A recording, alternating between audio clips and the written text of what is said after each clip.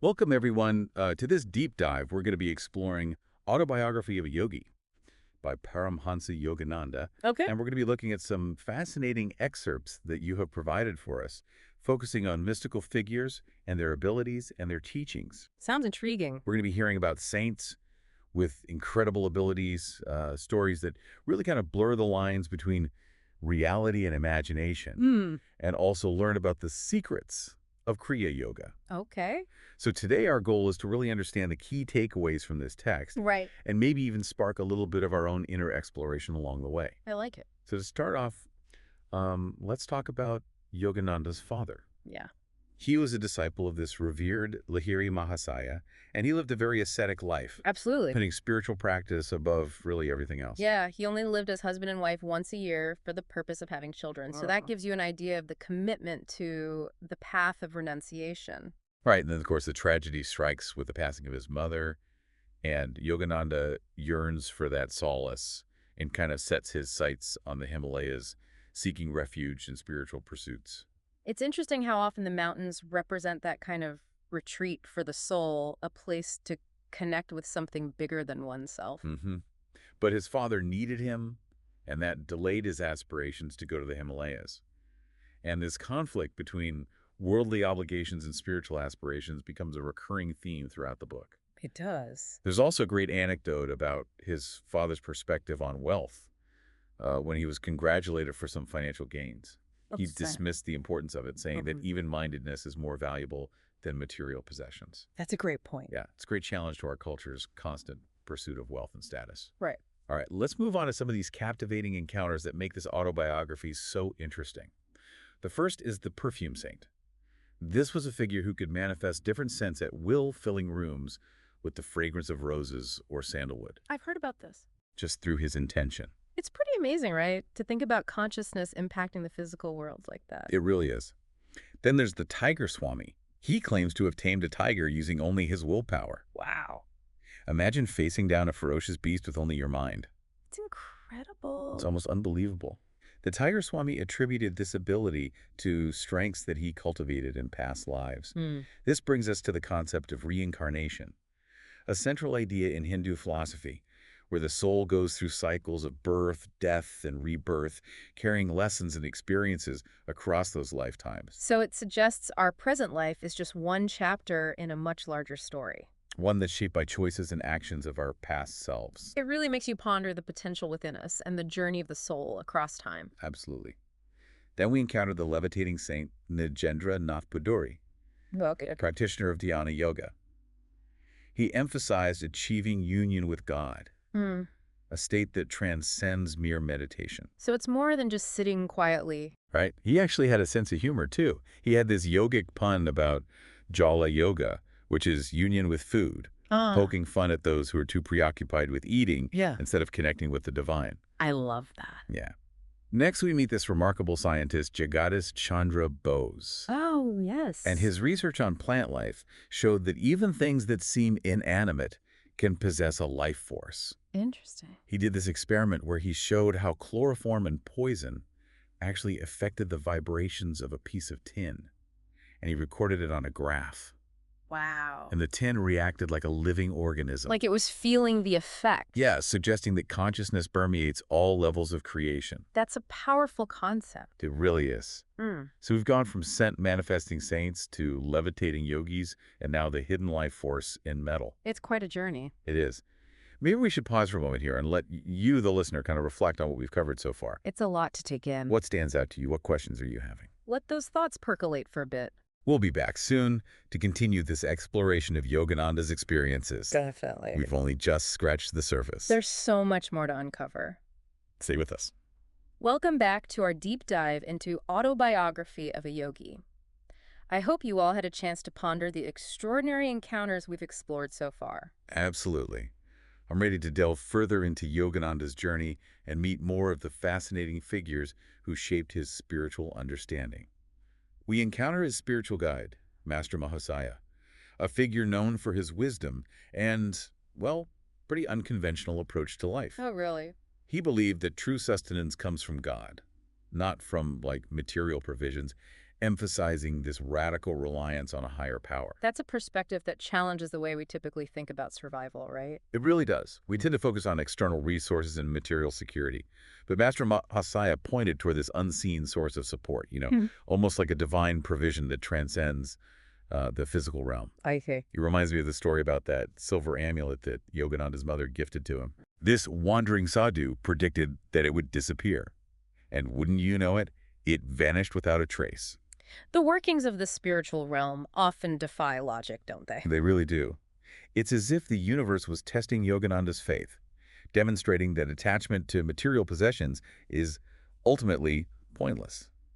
Speaking of challenges, Yogananda and a friend found themselves destitute in Brindaban, facing hardship and, well, hunger. Oh, no. It's a classic predicament, right? For those on a spiritual path, stripped of worldly comforts, forced to rely on faith alone. Right. But they experienced this remarkable turn of events when, just as their situation became really dire, a sum of money mysteriously appeared, saving them from their predicament. Wow. Yogananda's brother offered this fascinating perspective, suggesting that the law of demand and supply operates even in the subtle realms, Meaning. that our spiritual needs can be met in, well, unexpected ways. That's an intriguing idea. It is.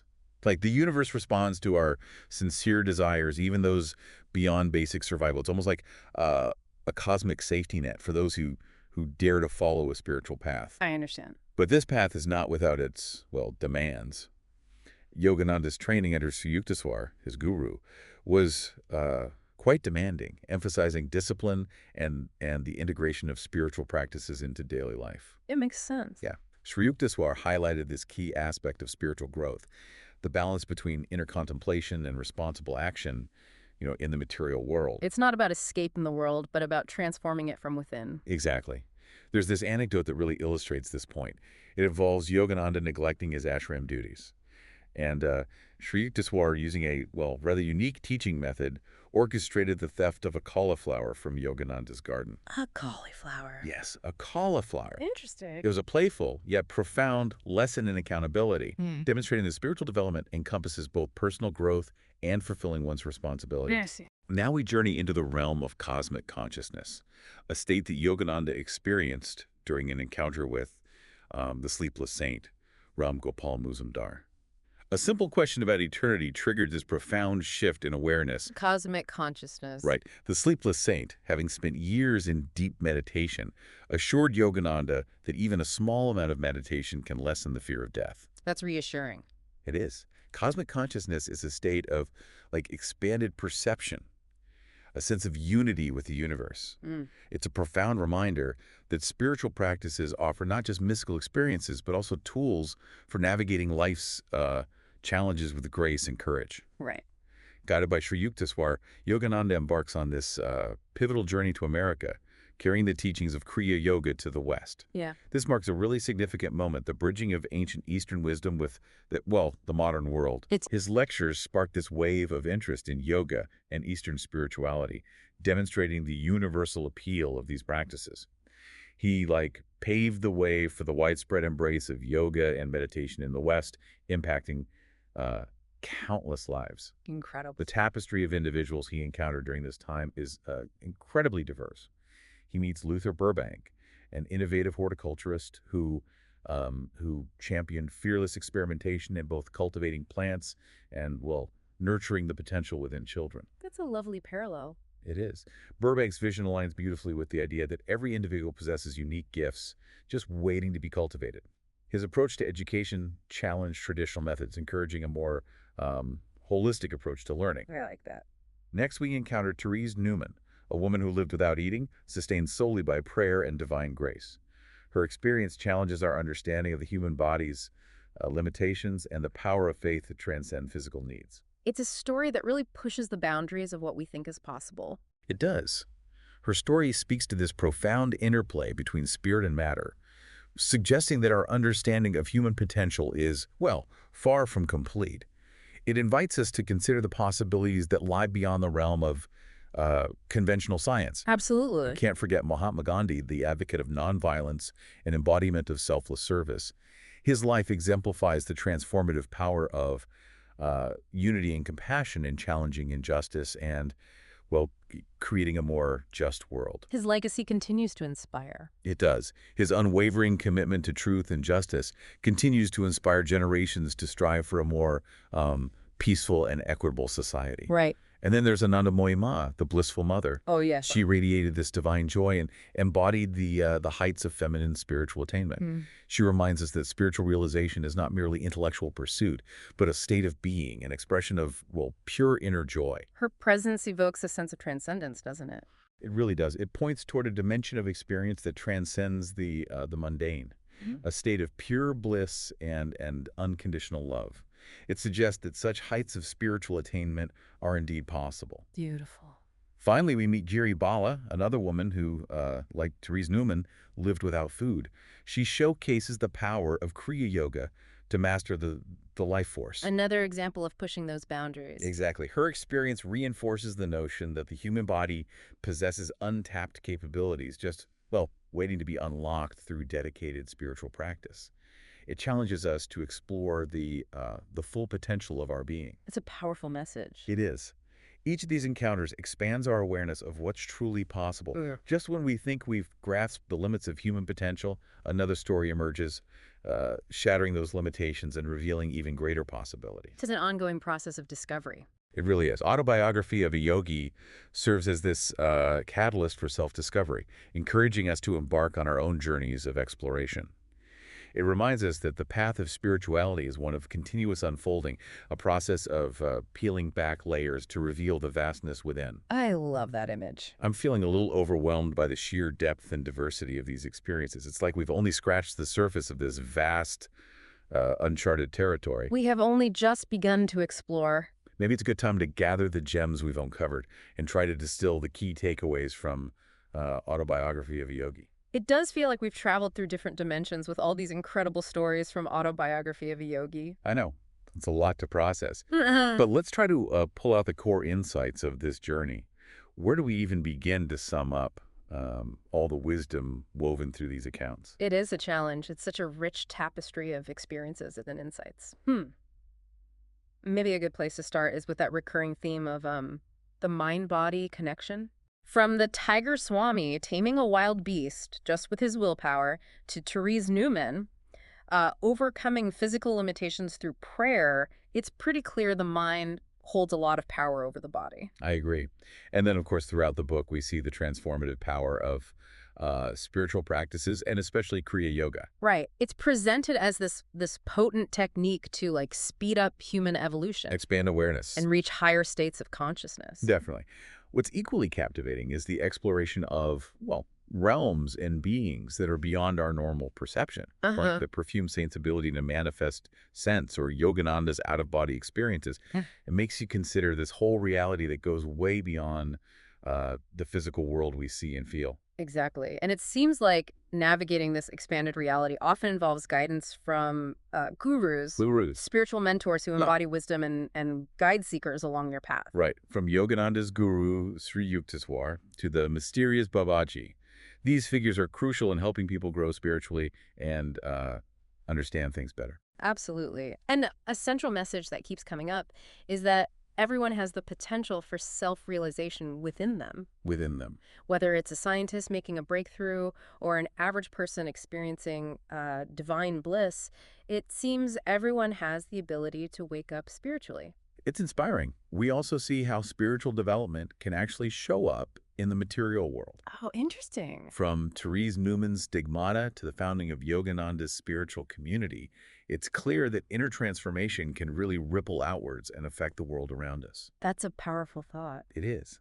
And we can't forget the profound peace that can come from regular meditation, even if it's just for a short time. So we don't need to escape to a Himalayan cave?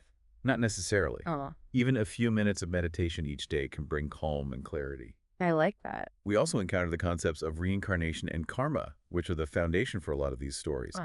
The idea is that our present life is shaped by our past actions, and that our soul journeys across many lifetimes, carrying lessons and experiences with it. It's a fascinating concept. And finally, the book really emphasizes the importance of unity, compassion, and selfless service as core spiritual values. Right. From Gandhi's nonviolent movement to Anandamoyi Ma's boundless love, we see these qualities in action, showing us the way towards a more just and compassionate world. It's a beautiful vision. So, as we wrap up our deep dive into Autobiography of a Yogi, we've unearthed a wealth of insights.